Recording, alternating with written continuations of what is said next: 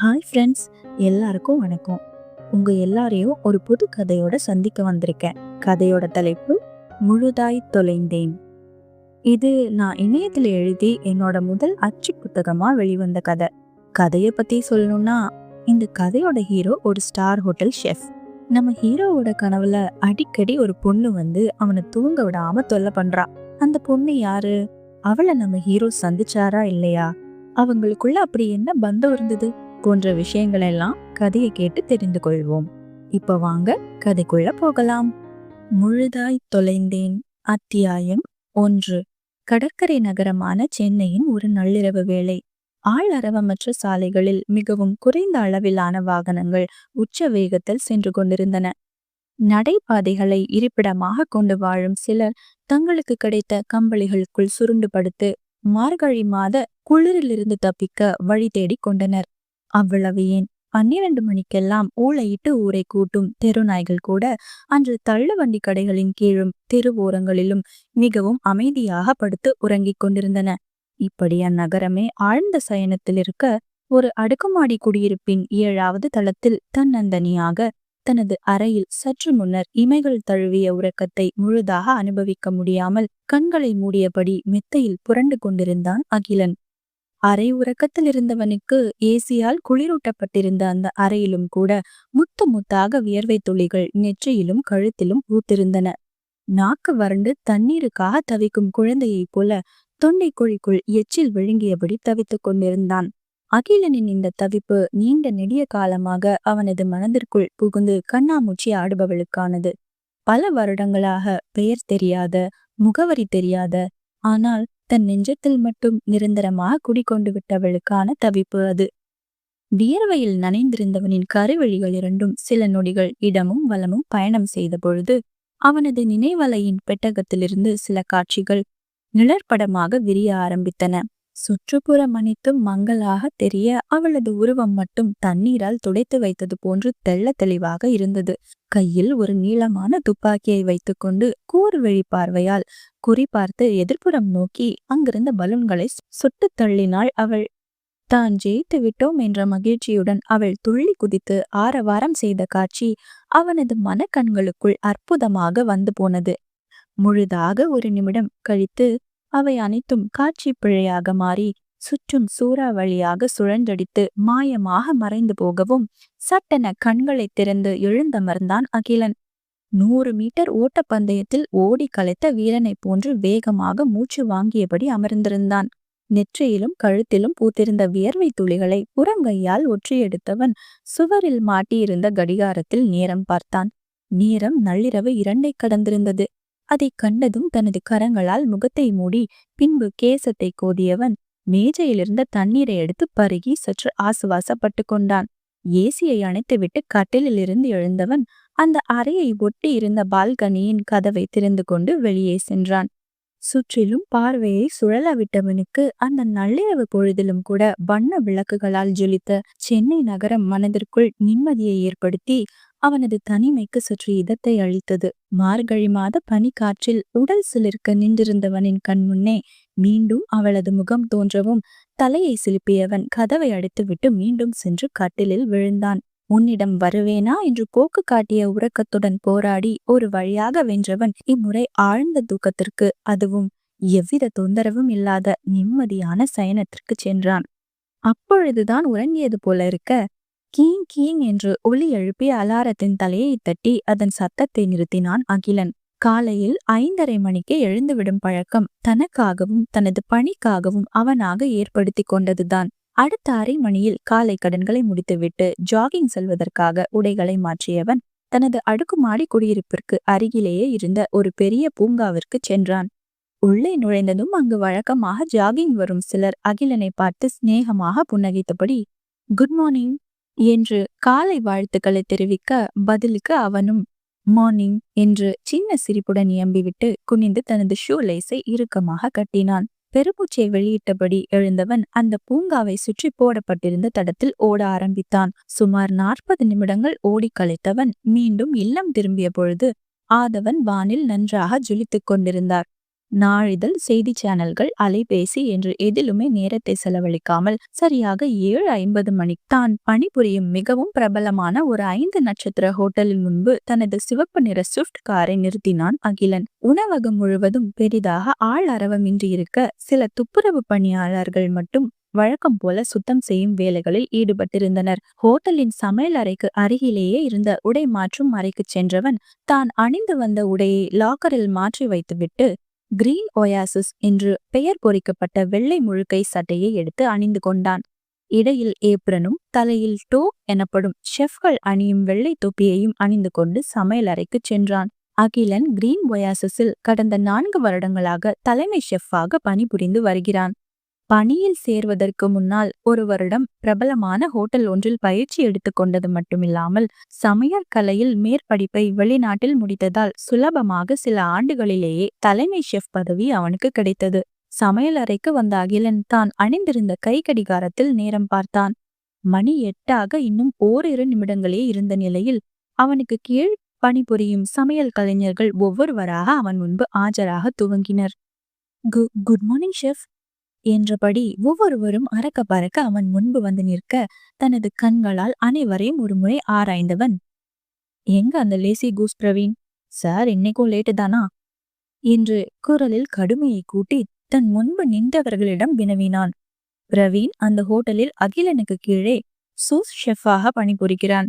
ஒரு நாளும் பணிக்கு சரியான நேரத்திற்கு வரமாட்டான். ஆனால் மிகவும் கெட்டிக்கார சமையற் கலைஞன். இன்று அவனால் தங்கள் தலைமை ஷெஃப் காலையிலேயே டென்ஷன் ஆகிறாரே என்று நினைத்து பயத்தில் எச்சில் விழுங்கியபடி மற்றவர்கள் அவனை மனதிற்குள் திட்டிக் கொண்டிருந்த வேளையில் அவசரமாக ஏப்ரனை அணிந்தபடி அங்கு வந்து சேர்ந்தான் பிரவீன். சாரி ஷெஃப், வர வழியில டிராபிக் ஜாம், அதான் கொஞ்சம் லேட் ஆயிடுச்சு என்றவனிடம், நீங்க டைமுக்கு வாங்க இல்ல வராம போங்க பிரவீன், அதை பத்தி எனக்கு பெருசா கவலை இல்லை. ஆனா எப்பவுமே நாம செய்யற வேலைக்கு மரியாதை கொடுக்க மட்டும் தவறக்கூடாது. டோப் போடாம கிச்சனுக்குள்ள கால் வைக்க கூடாதுன்னு உங்ககிட்ட எத்தனையோ முறை சொல்லிட்டேன் என்று அகிலன் பார்வையால் அவனை துளைத்தபடி பேசவும் தனது தலையை சந்தேகமாக தொட்டு பார்த்தவன், சாரி ஷெஃப் என்றபடி லாக்கர் அறையை நோக்கி அவசரமாக ஓடினான். அவன் சென்றதும், ஸ்டேஷன் ஷெஃப் மட்டும் இங்க நில்லுங்க, மத்த எல்லாரும் கிச்சனை சமையலுக்கு தயார் பண்ணுங்க என்று அவன் கட்டளை பிறப்பிக்க அனைவரும் ஓகே ஷெஃப் என்று பதிலளித்துவிட்டு தத்தம் வேலைகளை கவனிக்கச் சென்றனர்.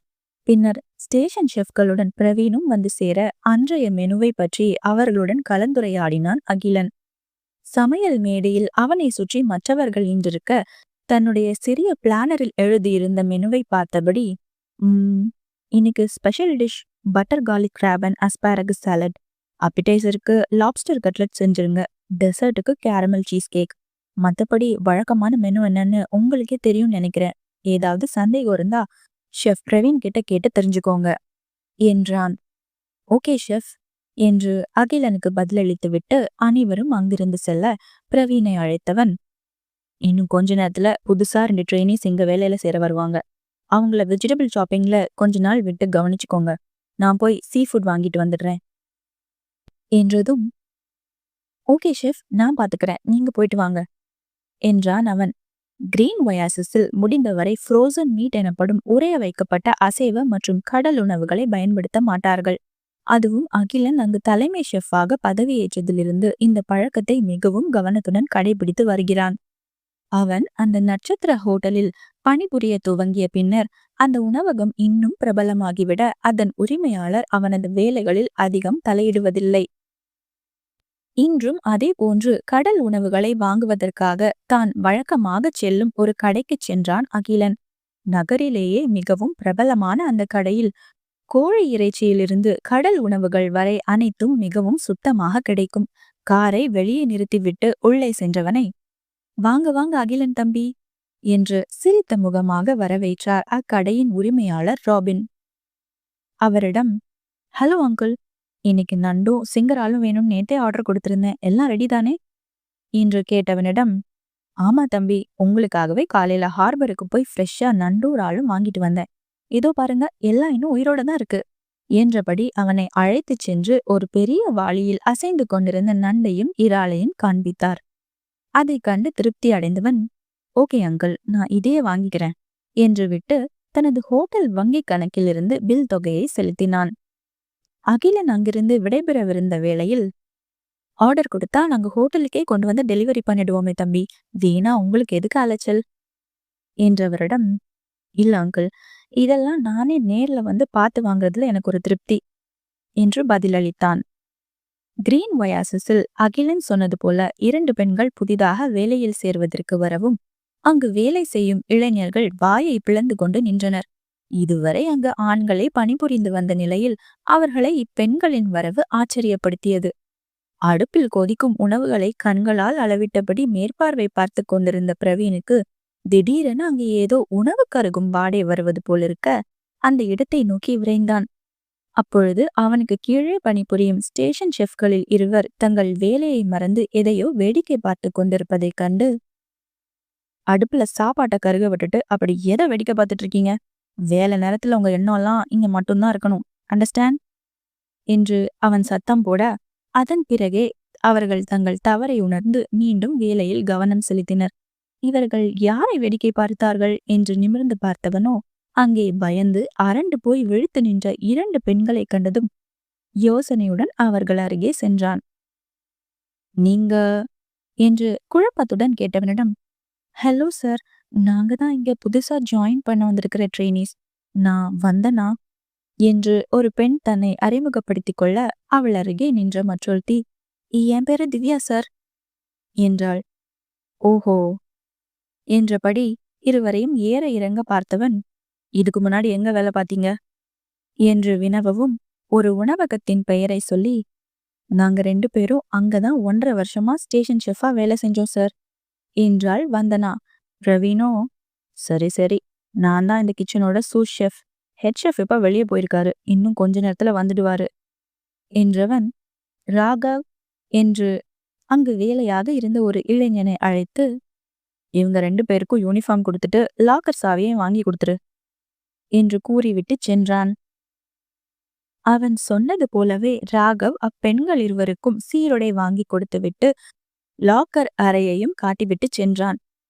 உடை மாற்றி வந்ததும், எனக்கு ரொம்ப பயமா இருக்கு வந்தனா, இங்க ரொம்ப ஸ்ட்ரிக்டா இருப்பாங்க போல இருக்கு, நாம பேசாம வேற எங்கேயாவது வேலையை மாத்திட்டு போயிடலாமா என்றாள் திவ்யா. வந்தனாவோ, லூசாடி நீ, ஸ்டார் ஹோட்டல்னா சும்மாவா, ஏதோ அதிர்ஷ்டவசமா நமக்கு இங்க வேலை செய்ய ஒரு வாய்ப்பு கிடைச்சிருக்கு, ஸ்ட்ரிக்டா இருக்காங்கன்னு பயப்படுறத விட்டுட்டு ஒழுங்கா வேலை செய்யற வழிய பாரு என்றாள்.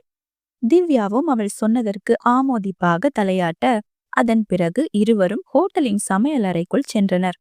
அங்கே பரபரப்பாக ஒவ்வொருவரும் ஆளுக்கொரு வேலையில் மும்முரமாக ஈடுபட்டிருக்க, எங்க இருந்து எப்படி ஆரம்பிப்பது என்று 2 நிமிடங்கள் விழித்தபடியே நின்றனர்.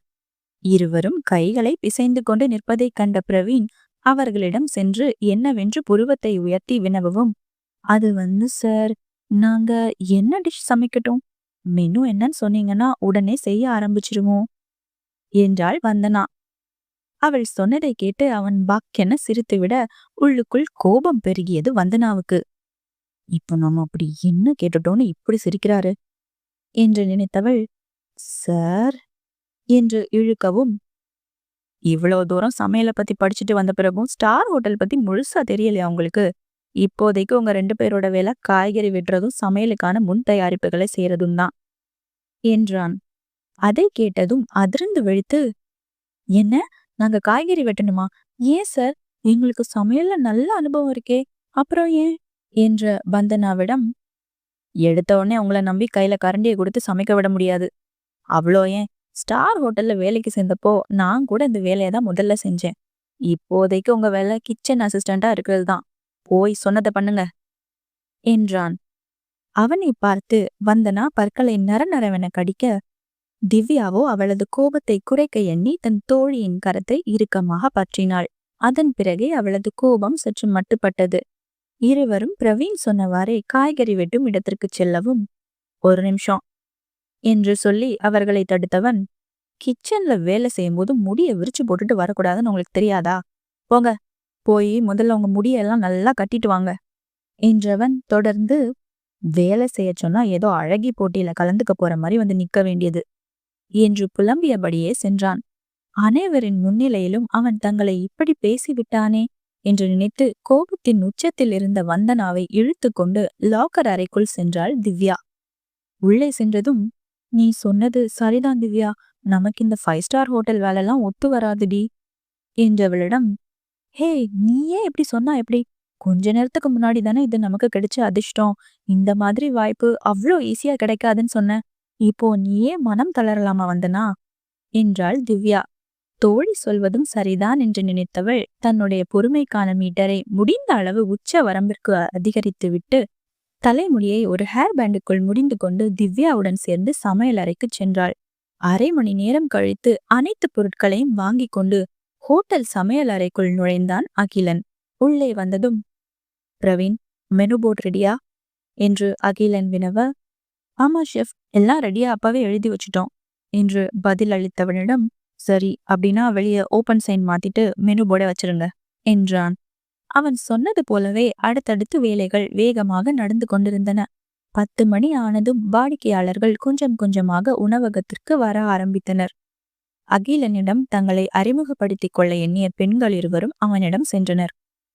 குட் மார்னிங் சார், நாங்க தான் இங்க புதுசா வேலைக்கு சேர்ந்திருக்கிற ட்ரெயினிஸ் என்று வந்தனா கூற, ஆல்ரைட், இந்த கிச்சன்ல எனக்கு வேலை அர்ப்பணிப்பு தான் ரொம்ப முக்கியம். அதனால தேவையில்லாத விஷயத்துல மூக்க நுழைக்காம உங்க வேலையை மட்டும் சரியா செஞ்சா நல்லது என்று உள்ளர்த்தம் பொதிந்து அவன் உரைக்க, ஓகே சார் என்றனர் இருவரும். அவர்களிடம், don't call me sir, call me chef என்று அவன் அழுத்தந்திருத்தமாக கூற, அரண்டு விழித்த இருவரும் ஓகே ஷெஃப் என்று பதிலளித்துவிட்டு தங்கள் வேலைகளை கவனிக்கச் சென்றனர். இப்பொழுது நேரம் நண்பகல் 12 மணியை தாண்டி இருக்க உணவகத்தில் கூட்டம் அதிகரிக்க ஆரம்பித்தது. கிச்சனில், table number 10, 1 naan bread, paneer masala and chicken lollipop என்று சர்வர் கொண்டு வந்த ஆர்டர் சீட்டுகளை படித்துவிட்டு அதை வரிசையாக ஒட்டி வைத்த பிரவீன் முடிந்து போன ஆர்டருக்கான சீட்டுகளை அப்புறப்படுத்தினான். இவ்வாறு அந்த சமையலறை கரண்டி சத்தமும் ஆட்களின் சத்தமுமாக பிஸியாக இருக்க திடீரென அங்கே பதட்டமாக ஓடி வந்தான் ஒரு சர்வர். ஷெஃப் ஷெஃப் என்று பதட்டமாக வந்தவனிடம், என்ன கிருஷ்ணா, என்னாச்சு என்று குழப்பத்துடன் அகிலன் வினவ, டேபிள் நம்பர் 5ல ஒரு கஸ்டமர் லாப்ஸ்டர் கட்லட் சரியா வேகலன்னு கண்ணா பின்னா என்ன திட்டாங்க ஷெஃப். உடனே உங்க ஷெஃபை வர சொல்லுங்கன்னு கத்தி ஆர்ப்பாட்டம் பண்றாங்க என்றான். கிருஷ்ணா சொன்னதை கேட்டதும் கட்லட் தயாரித்த ராகவிற்கு வியர்த்து கொட்டியது. நீங்க இருங்க ஷெஃப், நான் போய் என்னன்னு பார்த்துட்டு வரேன் என்று பிரவீன் அந்த சர்வருடன் சேர்ந்து உணவகத்திற்குள் சென்றான். 2 நிமிடங்கள் கழித்து மீண்டும் சமையல் அறைக்கு திரும்பி வந்தவனிடம், என்னாச்சு பிரவீன், எல்லாம் ஓகே தானே என்று அகிலன் கேட்கவும், நான் எவ்வளவோ பேசி பார்த்துட்டேன் ஷெஃப், அந்த கஸ்டமர் கேட்க மாட்டேங்கிறாங்க, ஓனர் கிட்ட கம்ப்ளைண்ட் பண்ணியே தீர்வேன்னு ஒத்த கால்ல நிக்கிறாங்க என்றான். அவன் சொன்னதை கேட்டதும் தலையில் அணிந்திருந்த டோக் தொப்பியை கழற்றி வைத்த அகிலன், சரி, நான் போய் அவங்க கிட்ட பேசி பார்த்துட்டு வரேன் என்றபடி கிருஷ்ணாவுடன் சேர்ந்து உணவகத்திற்குள் சென்றான். 5ஆம் நம்பர் மேஜையை நெருங்க நெருங்க அவனது மனம் ஏனோ காரணமின்றி சஞ்சலமடைந்தது. அந்த மேஜையில் 3 நபர்கள் அமர்ந்திருக்க, எக்ஸ்கியூஸ் மீ மேம் என்று புன்முறுவலுடன் தனக்கு மறுபுறமாக திரும்பி அமர்ந்திருந்த ஒரு பெண்ணை அழைத்தான். தனக்கு எதிரே இருந்த தோழிகளுடன் பேசிக் கொண்டிருந்தவளோ எஸ் என்றபடியே அகிலனை திரும்பி பார்க்கவும் அவனது விழிகள் அதிர்ச்சியில் விரிய இதயமோ வேகமாக துடிக்க ஆரம்பித்தது.